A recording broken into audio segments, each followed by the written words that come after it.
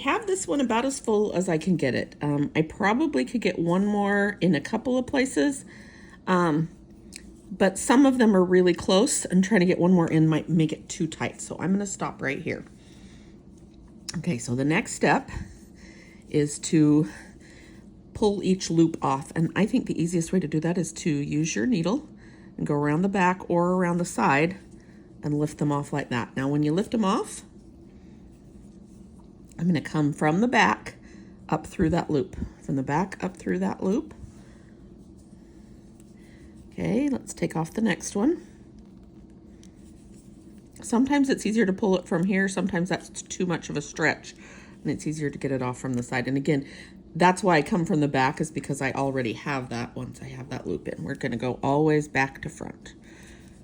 Back to front. So after the first couple, then they start to get easy for a bit, and then it stretches them a lot and they're harder for a bit, and then they'll go back to easier again. Back to front.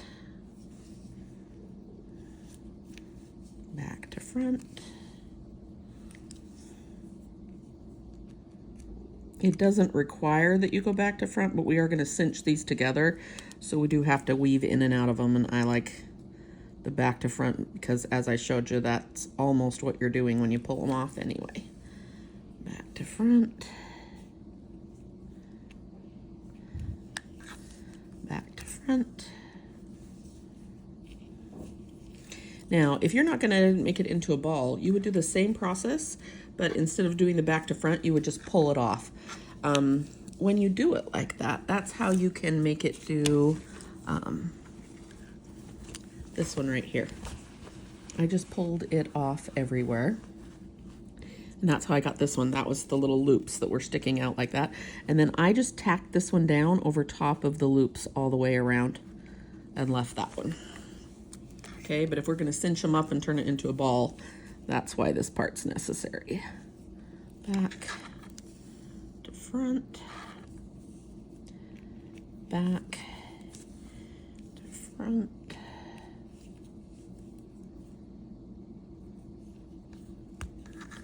Back to front.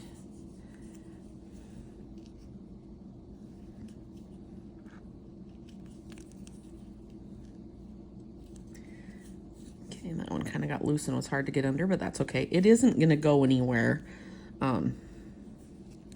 when you pop it off. Like, you can pop them all off and then go back and go through them. I think it's just a little easier to do it one at a time. Okay, this one can show you what happened here. Remember how I said I may choose to just add those additional 2 threads. This is my spoke where I started and stopped, so I have these additional 2 going in, and I just went ahead and wrapped around them. You can see that that makes that spoke a little bit fatter than the spoke next to it, but not much fatter than that one. So again, that's an option. It doesn't matter. For now, just keep them out of the way. We're gonna take care of them in a minute. Okay, let's get this one. Oh, did not get all the way through it. We do want to pull through carefully enough to not shred threads, not split threads. Let's do this again with my finger. Let's go 1, 2, 3. Let's pop 1, 2, 3, 4. So I've got 4 left to take off. There's 1, 2, 3, 4, and I'm going to go through number 1 again. Right here, there's number 1. I'm just going to go through that one again. Okay, you can see the back of it. It's nice and smooth here. It doesn't have the ridges on it. If you wound it backwards, you could use this for the outside of your shape. So now we want all of these guys to just stay in here in the back.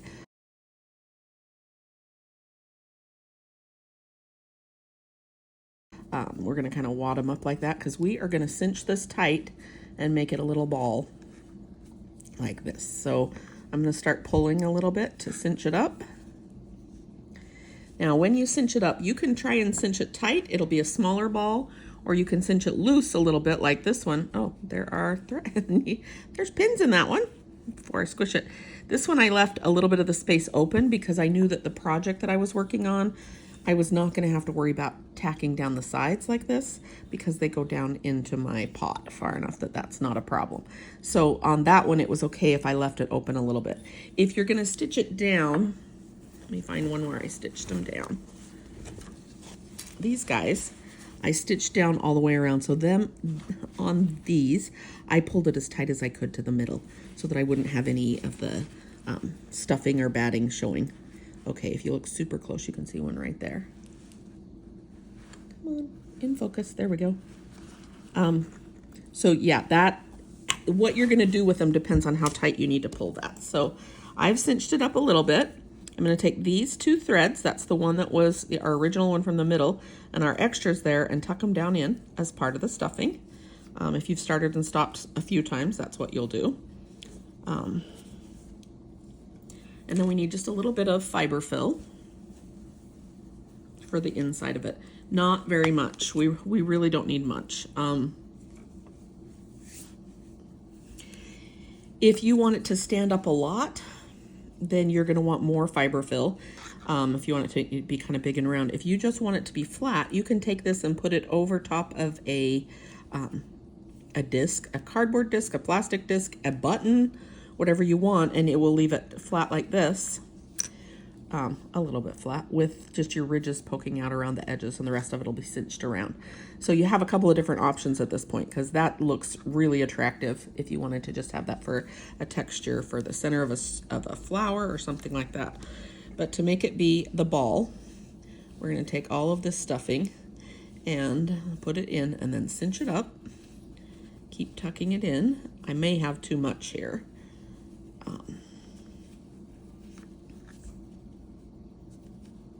Cinch it in, tuck it together. Cinch it in, tuck it together. Come back, don't run away. Okay, now take that threader off of there.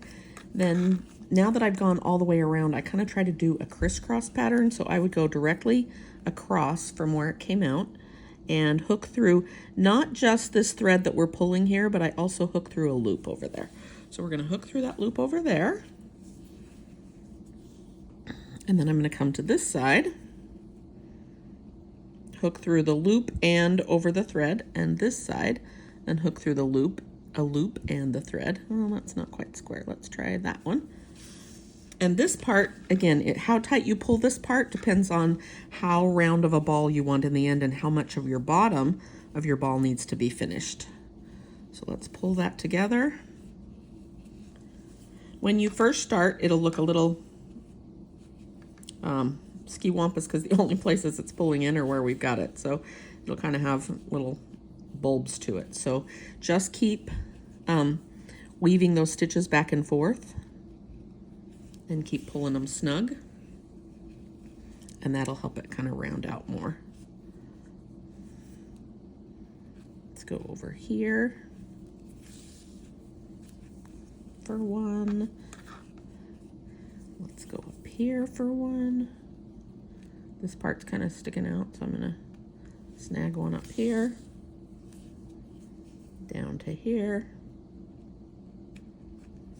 Okay, how many of these do you need? It depends on when you get to a point where you feel like what you have is what you were hoping for, that it stays round enough for what you wanted it to look like.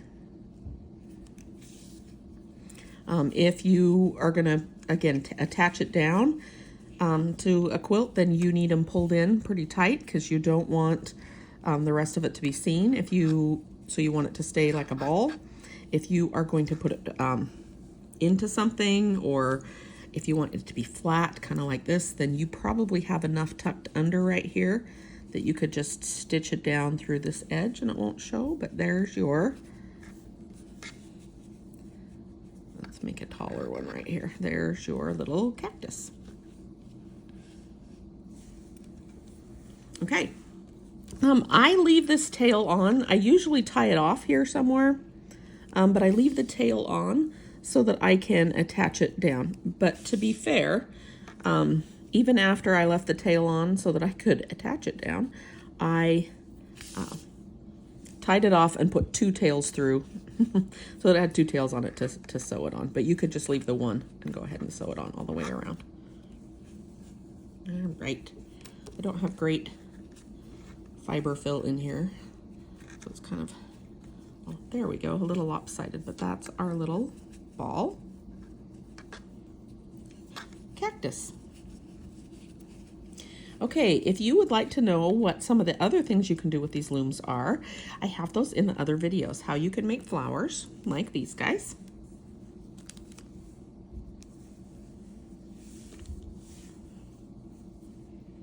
So watch our next video for those flowers.